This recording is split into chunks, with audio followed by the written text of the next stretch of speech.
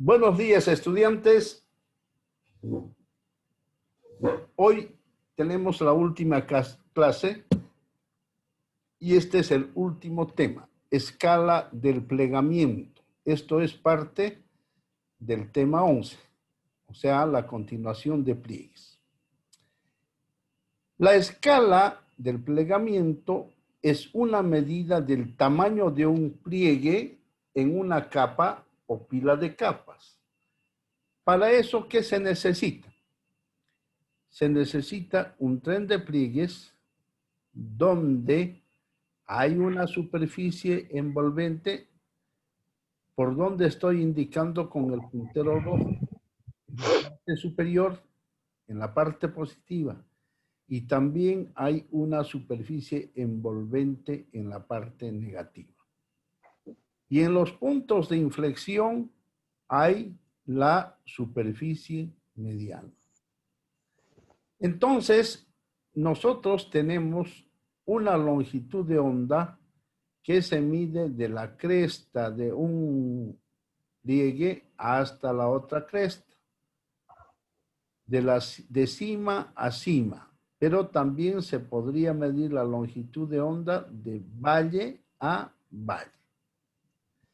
Entonces, esto que están viendo, que estoy haciendo con mi puntero rojo, es la amplitud. La amplitud es desde el punto de inflexión hasta la cima del pliegue. También del punto de inflexión hasta el valle, hasta la base del valle. En una vuelta completa hay 2 veces la amplitud.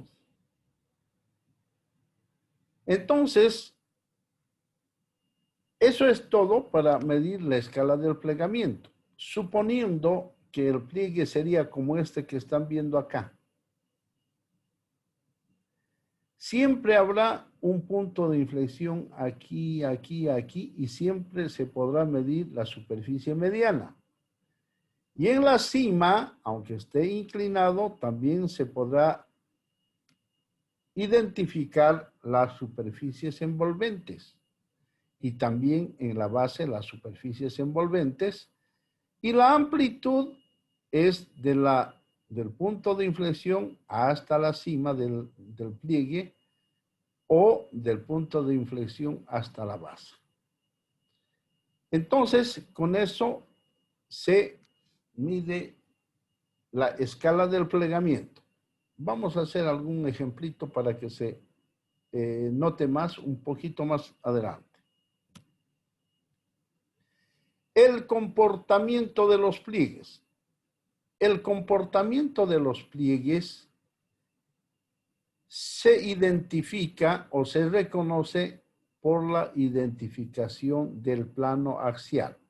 Ustedes, por favor, pinten este plano axial que estoy indicando con el puntero rojo de color verde, y todos los planos axiales que están en este cuadro de color verde. Entonces, hay 2 posibilidades de movimiento del plano axial. Uno, cuando el plano axial se mueve a un costado, se va inclinando, o cuando el plano axial se va adelantando, se va moviendo hacia adelante. Desde luego que este plano axial es imaginario, pero el que sí se mueve es el pliegue en realidad. Pero para la clasificación y para el comportamiento se hace como yo estoy explicando.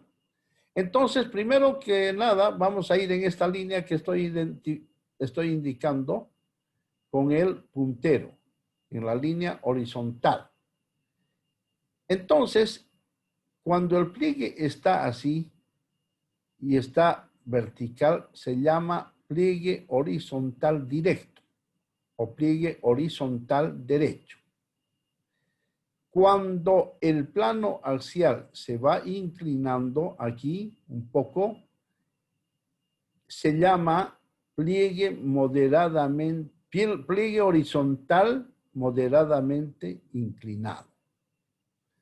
Y cuando el plano axial se hace prácticamente horizontal, se llama pliegue recumbente. Pliegue recumbente. ¿Se entiende eso?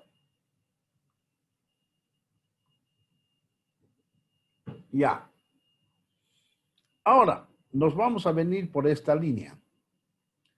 Entonces, el plano axial se va a inclinar hacia adelante.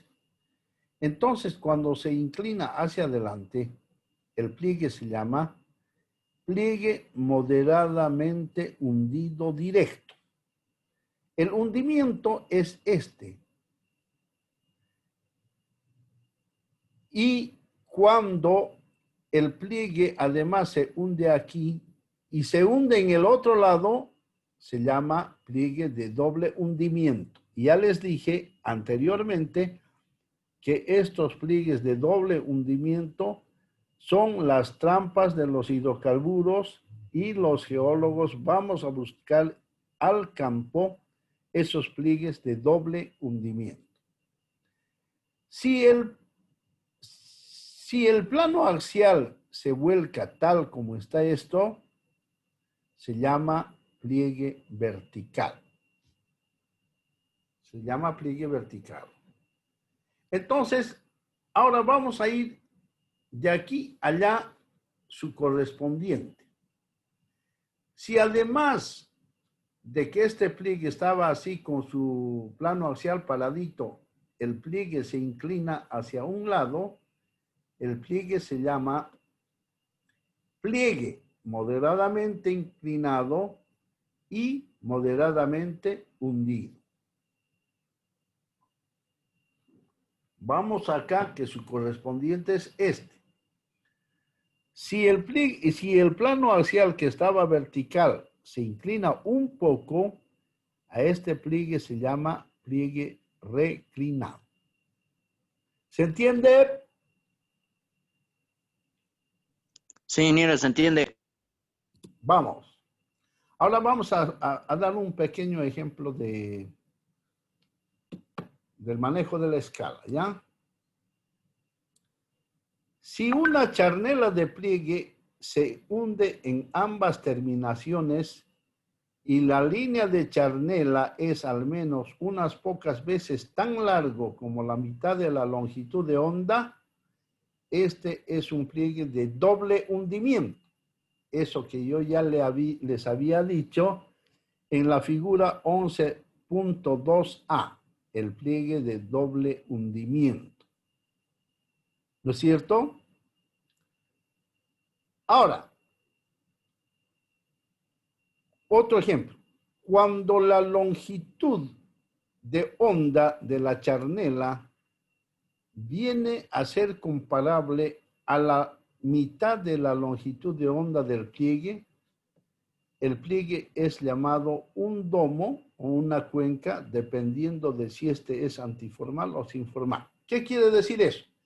Imagínense ustedes que en la charnela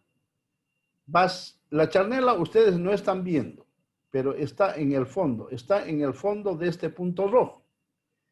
Esa charnela, si es del tamaño de esta línea verde, que es la mitad de la longitud de onda, ¿qué va a pasar? Se va a poder formar algo como una circunferencia.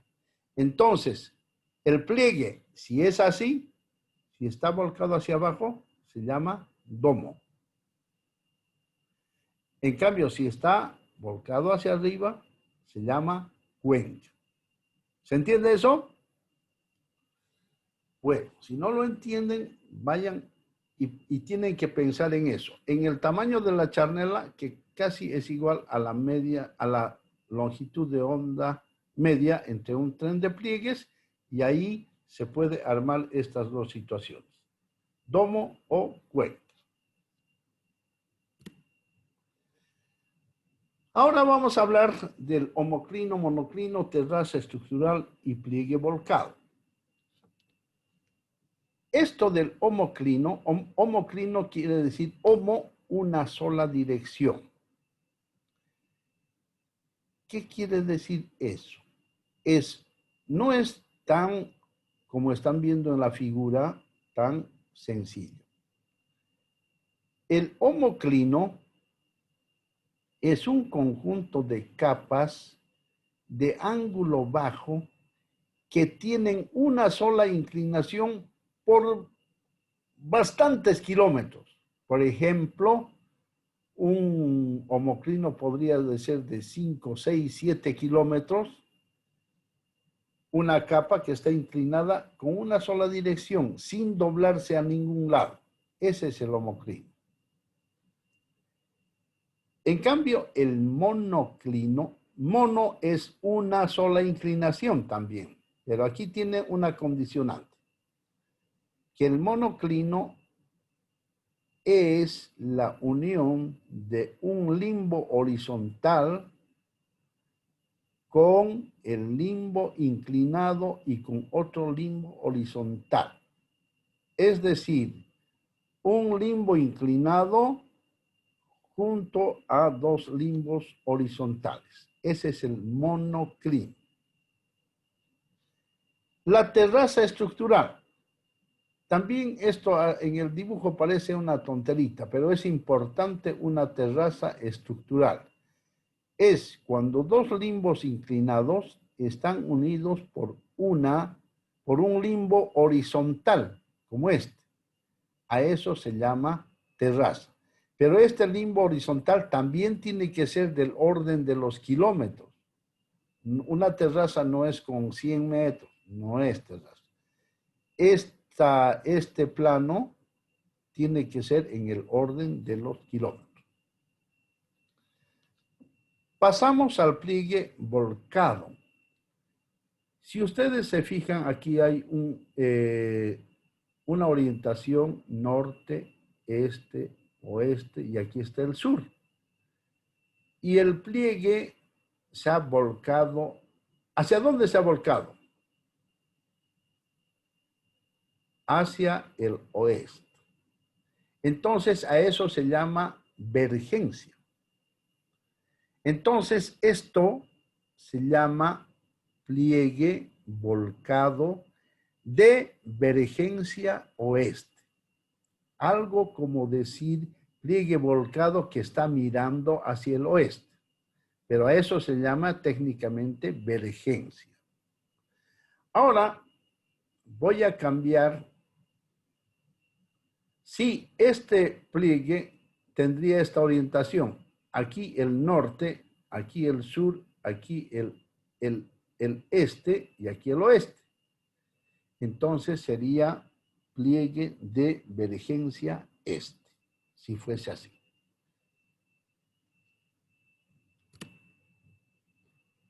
Vamos a la simetría de los pliegues.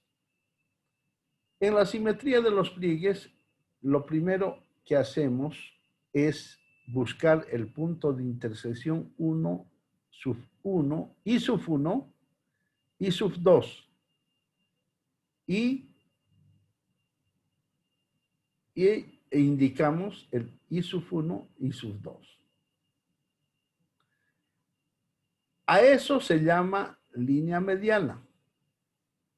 La unión de I sub 1 e I sub 2.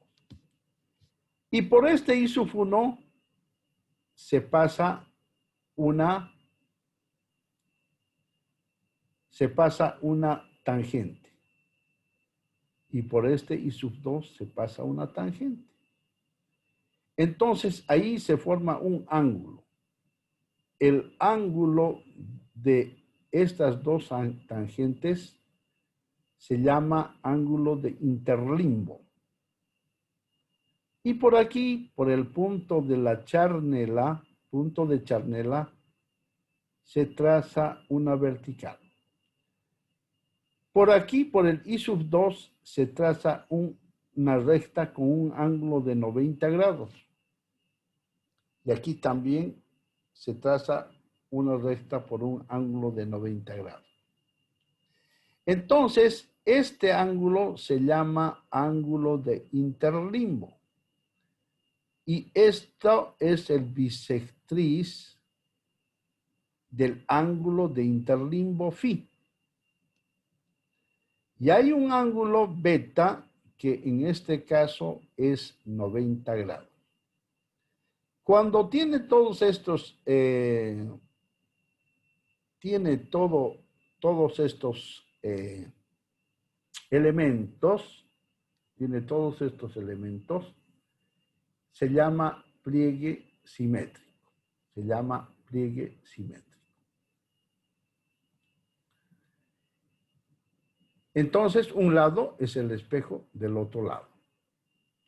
Vamos a B. Vamos a B y tenemos siempre la tangente en I sub 1, la tangente en I sub 2, la línea mediana, la bisectriz. Aquí tomamos los 90 grados, aquí prolongamos para que sea 90 grados y haya un ángulo de interlínea. Pero aquí el beta ya no es 90 grados. Beta es menor a 90 grados. Tiene todos los elementos, pero están en ese orden. Esto, cuando se presenta así, se llama pliegue Z o pliegue asimétrico a favor de las agujas del reloj. Pliegue asimétrico a favor de las agujas del reloj. Nos vamos a C. En C tiene exactamente lo mismo, I sub 2, I sub 1, tiene la línea mediana, el ángulo de plegamiento, el bisector, todito, el ángulo de interlimbo, pero ¿cómo está ubicado el pliegue? A esto se llama pliegue en S o pliegue asimétrico en contra de las agujas del reloj. Ustedes saben que el reloj siempre gira hacia ese lado, en cambio este está en contra de esa dirección de las agujas del reloj. Pero estos pliegues son pliegues de la enseñanza. La realidad es esta. La realidad es en pliegues multicapa y en este caso sería pliegue asimétrico en Z a favor de las agujas del reloj, pero multicapa. Esto es la realidad. Entonces, ahora vamos a ver estilo de capas plegadas. Para eso tenemos que saber qué es el buzamiento isógono, qué es el espesor ortogonal, qué es el espesor de traza axial. El espesor ortogonal significa perpendicular, normal, a 90 grados. Entonces, por algún punto del pliegue, hacemos pasar una línea y eso podría estarnos significando el buzamiento alfa respecto de la horizontal. También se hace pasar más o menos a la misma otro punto y otra tangente. Entonces, si nosotros unimos esos dos puntos aquí, la línea roja es el buzamiento isógono. Buzamiento isógono. ¿Y qué es el espesor de la espesor ortogonal? Es un espesor que va a 90 grados en la capa. Esta es la capa y esto es 90 grados. ¿Y qué es el espesor de traza axial? Esta línea verde. Se hace pasar por el eje una línea, la superficie axial, y eso deja una línea punteada de color verde, y eso se llama espesor de traza axial. Ahora, como siempre ya un poquito se complica, pero este espesor de traza axial vamos a ir llevando paralelamente hasta aquí. Solamente para demostrar que este ángulo es igual a este ángulo alfa. Lo mismo el espesor de traza, el espesor ortogonal lo vamos a llevar a este punto y vamos a tener eso. Y aquí vamos a tener un triángulo. El espesor de traza axial se llama T sub A y el espesor ortogonal es T sub alfa, pero T minúsculo. Y eso es todo. Lo que me interesa que ustedes sepan que el buzamiento isógono es el rojo, el espesor de la traza axial es el verde y el espesor ortogonal es azul. Ahora, este azul no es exclusivo de este ladito.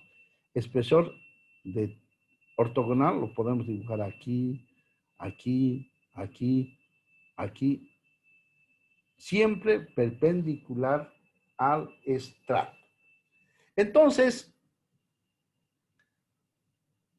para hacer la clasificación de Ramsay, que lo vamos a ver ahorita, estos valores de buzamiento isógono, espesor de traza axial y espesor ortogonal se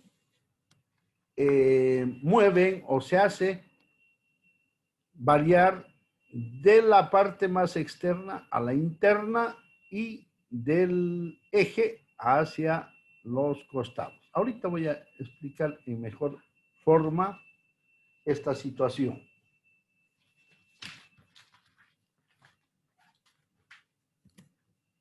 Bueno, entonces vamos a hacer la clasificación de Ramsay.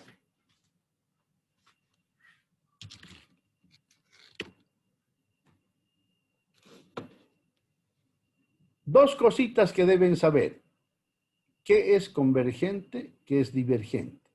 Este convergente es cuando dos personas, digamos que uno está en la plaza y otro está en el mercado Siete Calles y se ponen de acuerdo y van a ir a un lugar preciso, entonces van a converger,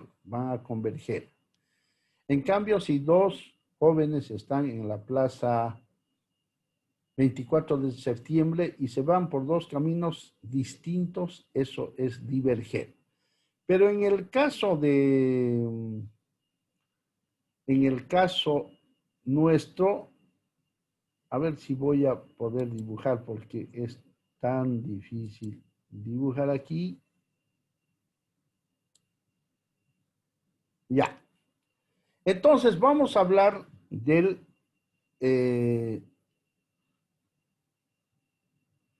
buzamiento isógono.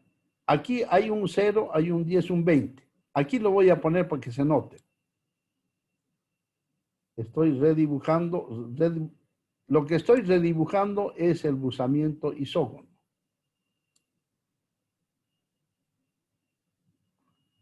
Entonces va de la capa externa a la interna. ¿Ese buzamiento isógono es convergente o divergente? Convergente. Convergente, por lo tanto es clase 1. Ahora vamos a ver, lo voy a dibujar de aquí a allá, esto. A ver si me da el pulso. 1, 2, el 1, 2. ¿Cómo había sido este buzamiento? ¿Convergente o divergente?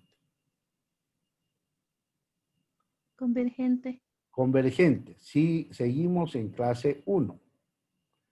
Ahora, aquí voy a hacer, en el tercero le voy a hacer para que se note. 1, 2, 3.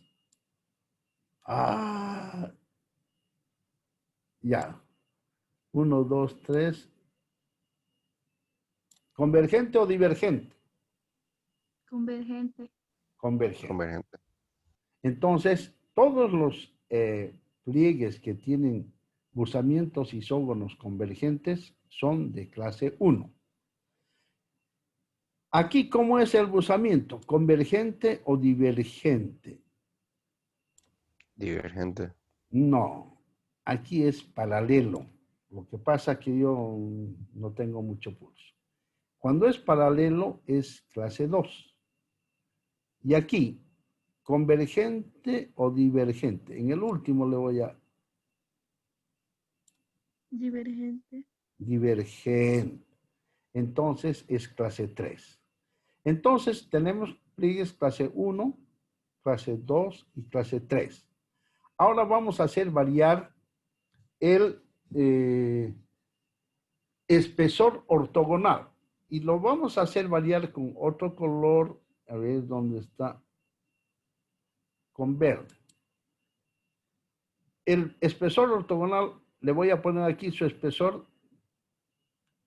Aquí está. Y le voy a poner un espesor aquí.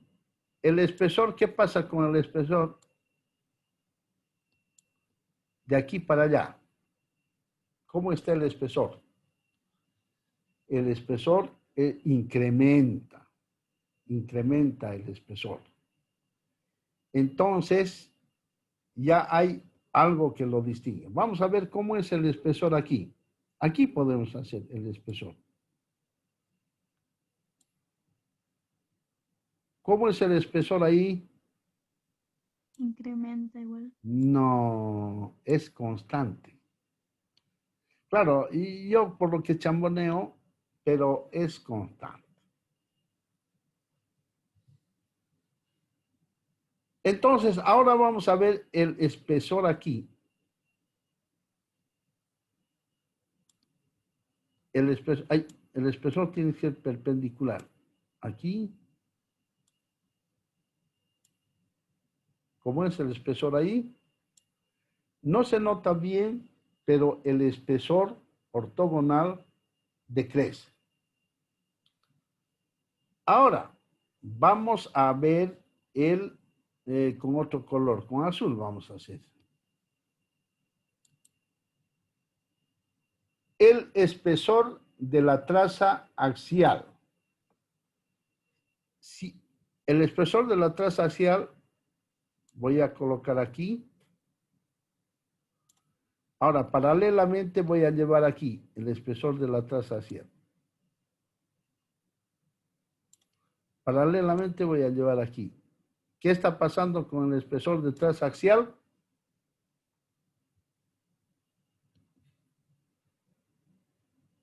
Cada vez se está agrandando, entonces el espesor de traza axial incrementa. Ahora vamos a ver cómo es el espesor de traza axial aquí. Aquí, ahí. Aquí. ¿Cómo está el espesor de traza axial aquí?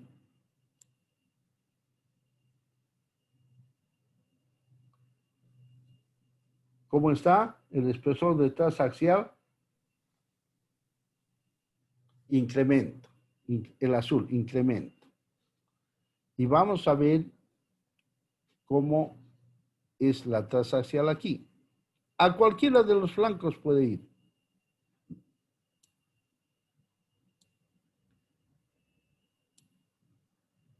El espesor de traza axial siempre tiene que ser paralelo a la traza axial. Entonces, el espesor de traza axial también incrementa. Entonces, vamos a ver cómo es el espesor de traza axial aquí.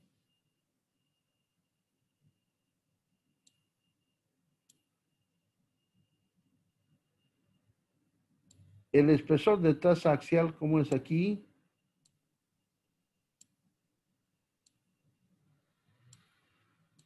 Bueno, no está bien dibujado. Pero el espesor de traza axial aquí es constante. Y nos faltó también hacer, aparte, el espesor ortogonal. El espesor ortogonal aquí crece o decrece.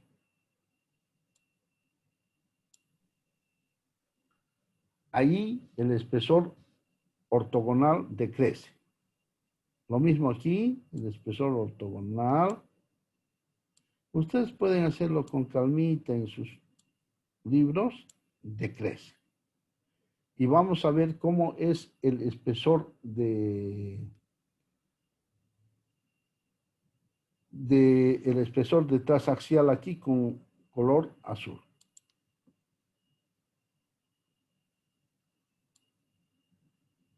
aquí, aquí,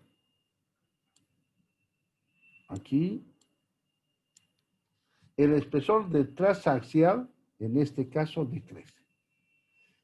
Entonces, este sería el pliegue clase 1A.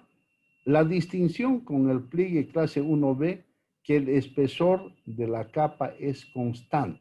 Ninguno de los espesores de capa es constante, más que el de clase B. Y el de, esto es un pliegue de clase 1C. Este es de clase 2, ya hemos dicho, y este es de clase 3. Ahora, para ver si lo hemos hecho bien, fíjense en su tabla 11.5.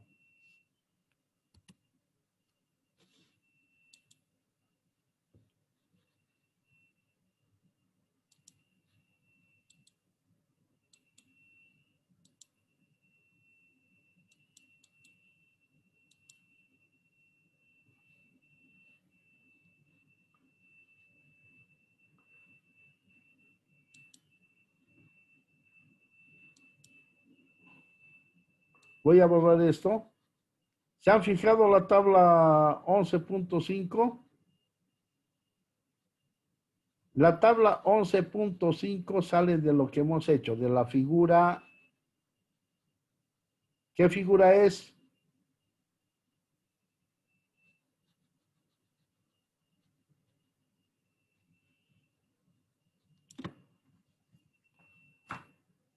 De la figura 11.18. Aquí está, la clase 1, la clase 1, 1A, 1B, 1C. Aquí lo que el espesor ortogonal es el que manda aquí, es constante en el 1B, en el 1C decrece y en el 1A incrementa. En cambio, el espesor de transaxial todito incrementa. Solamente que en el pliegue 2 paralelo decrece y es constante la transaxial y en el divergente ambos decrecen. Y eso sería todo sobre la clasificación de Ramsay. No se olviden darle 1, 2, 10 miradas a esto, volver a repasar, porque en el examen siempre pregunto unas cuantas preguntitas de esta clasificación de Ramsay. Yo les aviso las preguntas, ¿ve? Si quieren les aviso cuál es la pregunta número 1. Bueno, pasamos a la armonía del plegamiento. En perfil, todos los pliegues multicapa deben morir en ambas direcciones. Es decir, esto es, por aquí está la superficie, digamos, y por aquí está la profundidad. En algún momento los pliegues van a morir, no son eternos. En superficie, mueren en superficie, ahí no hay más donde plegarse.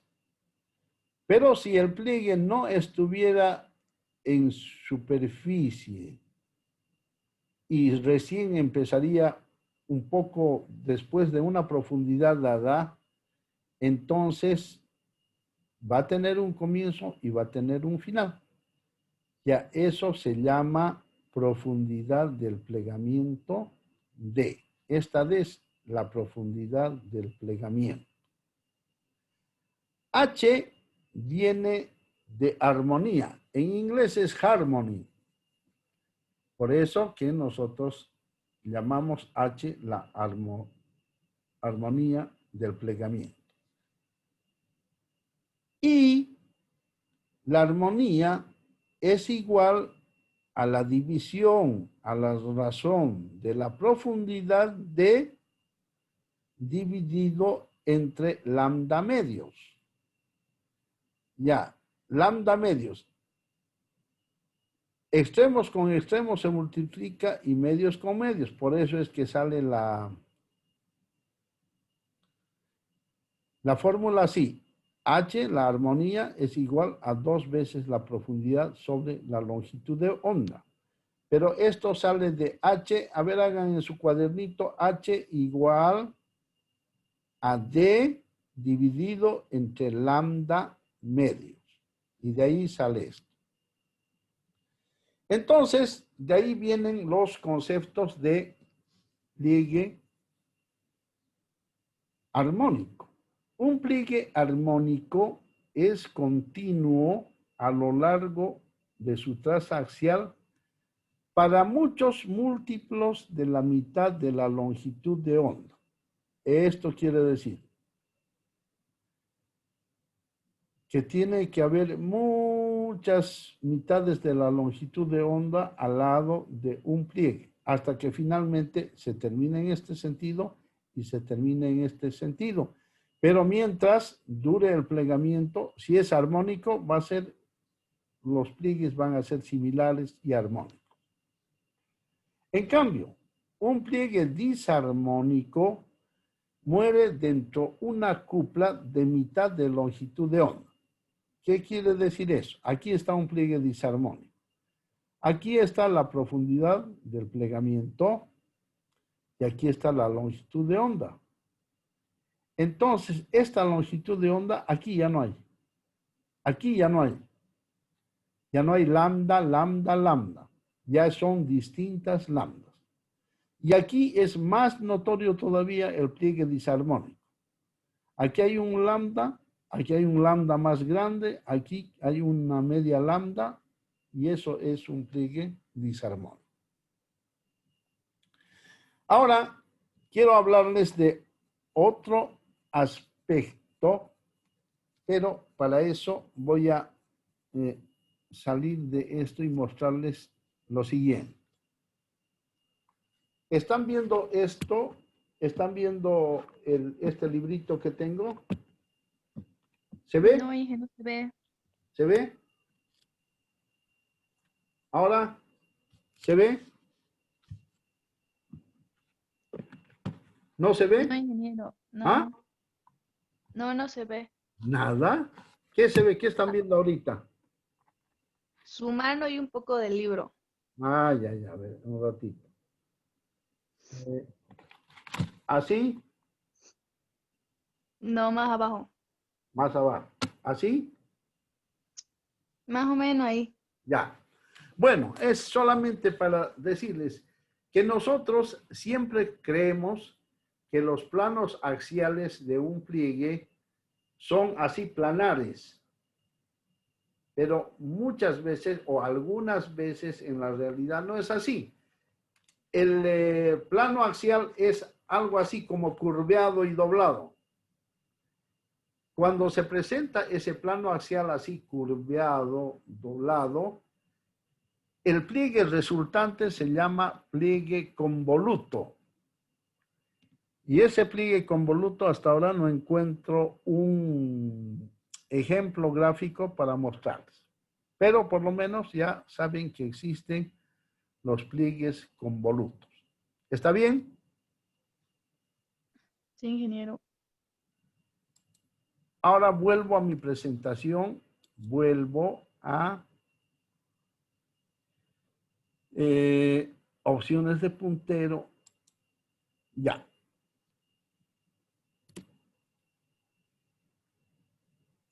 Pliegues multicapa. Aquí hay 3 figuras, la figura A, la figura B y la figura C. La figura A, si ustedes se siguieran esto hasta donde yo voy a seguir esto, estoy pintando más o menos el buzamiento isógono. Ese buzamiento isógono es convergente. Por lo tanto, este tipo de pliegue aquí es clase 1. Y aquí el buzamiento isógono, ¿cómo es? Este contra este.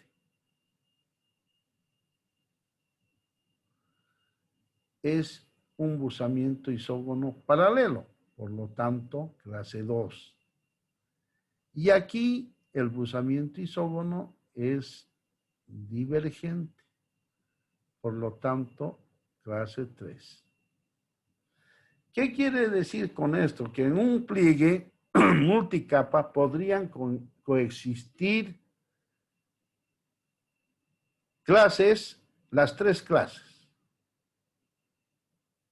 Ahora nos vamos aquí.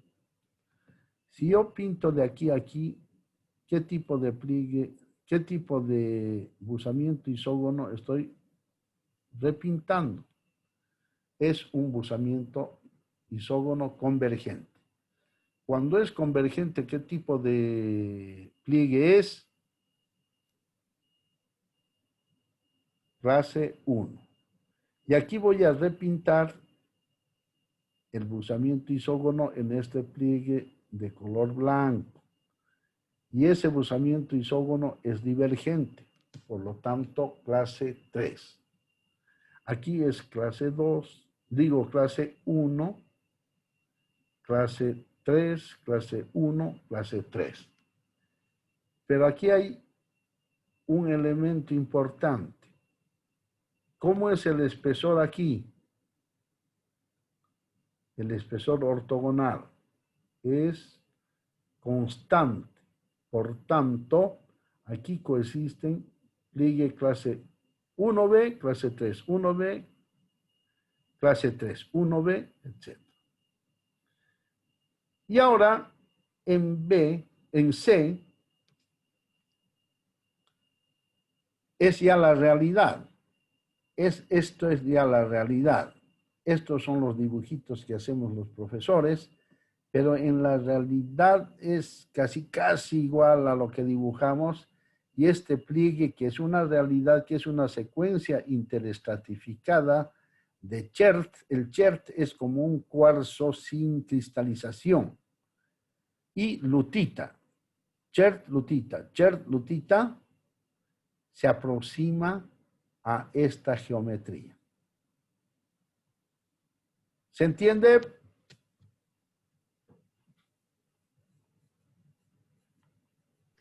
Sí, ingeniero. Ya.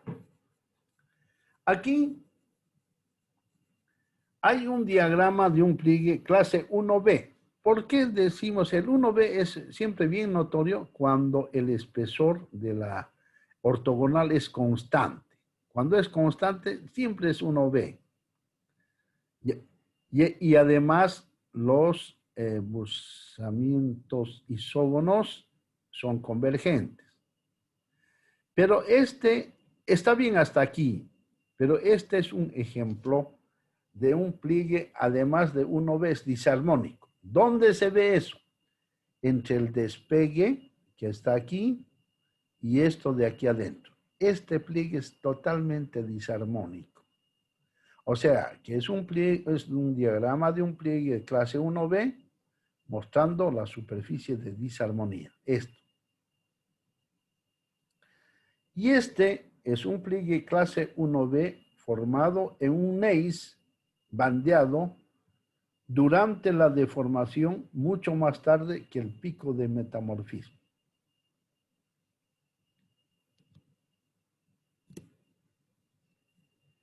El orden de los pliegues.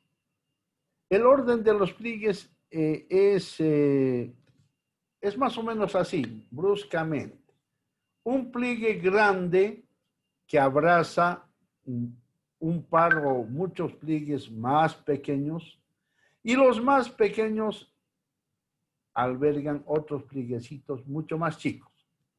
Veamos, este es el pliegue grande, un gran sinclinorio, digamos.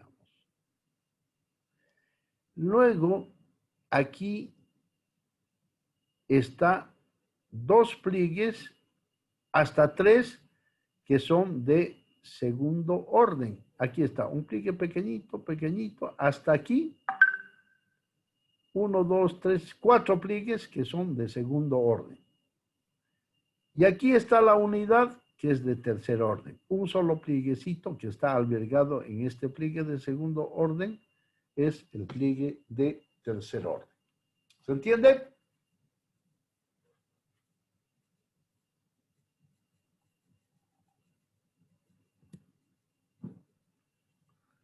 Bueno, ahora vamos a ver asociaciones estructurales de plegamiento. Pero esto nosotros ya hemos hecho y por lo tanto yo me he permitido subrayar todo lo que ustedes ya tendrían que saber o ya hemos hablado. Y voy a leer.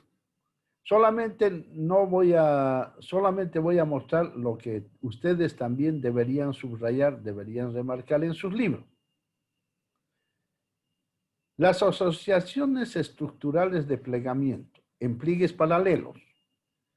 Este estilo de pliegue está estrictamente definido como clase 1B. Para un pliegue solo o pliegues multicapas. En uso universal, sin embargo, el término se aplica a pliegues clase 1A y clase 1C, cuya geometría está muy cerca de clase 1B. Pliegues de este estilo caracterizan la geometría de pliegue y cinturones de empuje, los cuales ya yacen en los márgenes de cinturones orogénicos. Las rocas de estos cinturones deformados están mayormente no metamorfizados a sedimentos estratificados ligeramente metamorfizados. Generalmente, los pliegues son aproximadamente cilíndricos en distancias a lo largo la charnela, que son grandes comparados con la longitud de onda. Las charnelas son horizontales o suavemente hundidas. Y en las regiones exteriores, cerca el antepaís, estas tienden a tener superficies axiales verticales, aspecto amplio y poco a poco limbos abiertos. En la parte interior del cinturón, más cerca al hinterland, en relación al aspecto, tiende a incrementar. Los limbos son bien cerrados o isoclinales y la superficie axial viene a ser inclinada o recumbente, con vergencia hacia el antepaís. Las charnelas están redondeadas en algunos casos y angular en otros. Como verán, todo lo que remarco con el puntero, ustedes ya, o nosotros ya hemos hablado, tendrán que repasar para su examen final. Pliegues paralelos. A una profundidad comparable con su longitud de onda dominante, los pliegues paralelos de estos cinturones mueren en una sola falla o despegue. Como se requiere para la geometría de pliegues multicapa clase 1B.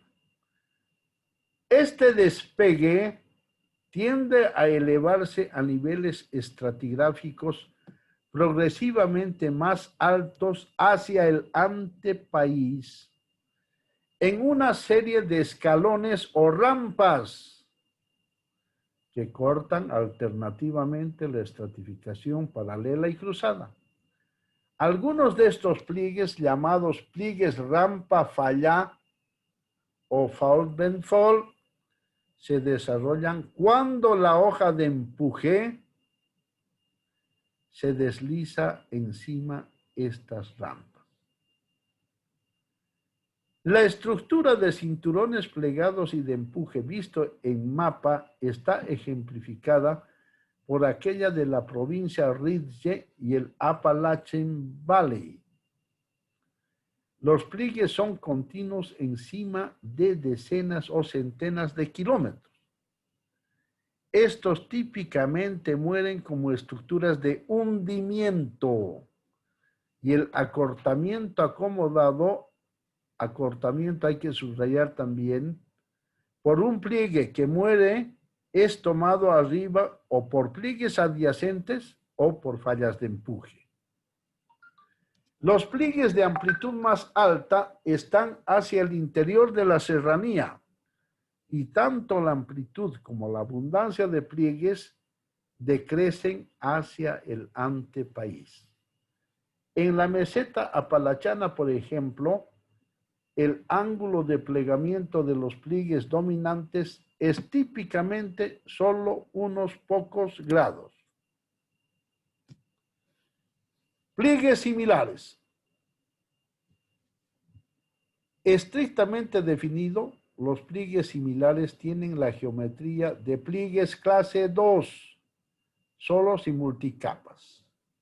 En uso común, sin embargo, el término es aplicado a estilos de pliegues que están muy cerca del estilo clase 2, pero que alcanzan desde clase 1C a clase 3. Estos pliegues son típicos de las zonas del núcleo central regionalmente metamorfizados de cinturones orogénicos. Estos varían en comportamiento y muchos son recumbentes, aunque pliegues verticales y reclinados no son usuales. Los pliegues son aproximadamente cilíndricos, aunque la distancia a lo largo de la charnela, para la cual la geometría cilíndrica es consistente, es altamente variable. Los pliegues asimétricos son típicos. Los pliegues tienden a tener grandes relaciones de aspecto cerca a limbos isoclinales y charnelas angulares a subangular. Las superficies de pliegue axial comúnmente son convolutos y por sí mismos describen sistemas de pliegues. Una foliación de superficie axial está asociada a menudo con los pliegues. Pliegues de este estilo, que son de gran escala, recumbente, isoclinal, son llamados pliegues napa. En algunos casos, los limbos volcados de estos pliegues vienen a ser cortados afuera, así que el pliegue es desplazado lejos por fallamiento, de modo que viene a ser una napa de empuje. Un ejemplo es la napa Morcles mostrada en la figura 11.1a. Pliegues en domos de sal y glaciares tienden también a ser pliegues similares. En ambos juegos, los pliegues son generalmente armónicos y apretados a isoclinales, con charnelas subangulares a angulares. Pliegues en domo de sal son escarpadamente reclinados con sus ejes paralelos a los márgenes de la estructura. Mientras en glaciares, los pliegues tienden a ser suavemente hundidos, rasgos recumbentes. Por último, vamos a explicar un poquito de los pliegues napa con esto que ustedes también tienen en su libro. El término nappé es una palabra francesa que significa hoja cubierta o mantel y se refiere a algún cuerpo como lámina alóctona de rocas que se han movido sobre una superficie someramente buzante. Someramente quiere decir que es bajo el buzamiento, más o menos tiene esa, o que está cerca de la superficie. Una napa puede originar así como un pliegue isoclinal recumbente o como una falla de empuje. Listo. Pasamos a ver qué son pliegues chevron y kink. Estos son los pliegues chevron. Y estos son los pliegues kink. Esto es del gráfico y esto es de la realidad entre areniscas y lutitas. Pero veamos. Pliegues chevron y kink son pliegues cilíndricos, ambos. Son armónicos, ambos. Son multicapa. Son clase 2. Que tienen charnelas angulares a agudas. Aspecto igual y poco a poco cerca a los limos. Aquí es la única diferencia. Los pliegues chevron son simétricos, esto, mientras los pliegues kink son asimétricos. Después todo tiene igual, excepto la simetría de su presentación. Estos son pliegues petigmáticos que son disarmónicos y esto se presenta en este caso en un mármol, que es una roca metamórfica. Finalmente, tenemos las trampas de hidrocarburo asociadas a pliegues. ¿Y cuál es eso? El famoso anticlinal. Trampa anticlinal, que es esta trampa anticlinal, que esto es en corte. Esta trampa está llena de petróleo y aquí habíamos dibujado anteriormente, pero era un poco antiestético. O sea que este dibujo de esta parte es este. Y aquí verán que la curva que cierra es la curva de 1200, cerradita. Por lo tanto, todito esto está lleno de petróleo. Y esto, que es el agua, está aquí. El agua debería pintarse de azul. De azul. Resumiendo, en Bolivia hay trampas del tipo anticlinal, como en este caso. Hay trampas de tipo anticlinal con falla, como es el caso de pliegue por propagación de falla, caso del Fault-Benfold asociado a fallas inversas, y también hay uno o dos campos asociados a falla normal. No hay más. Lo que domina son trampas de fallas de empuje y anticlinal o anticlinal fallado. Bueno, con eso hemos terminado nuestra lección. Voy a parar la grabación.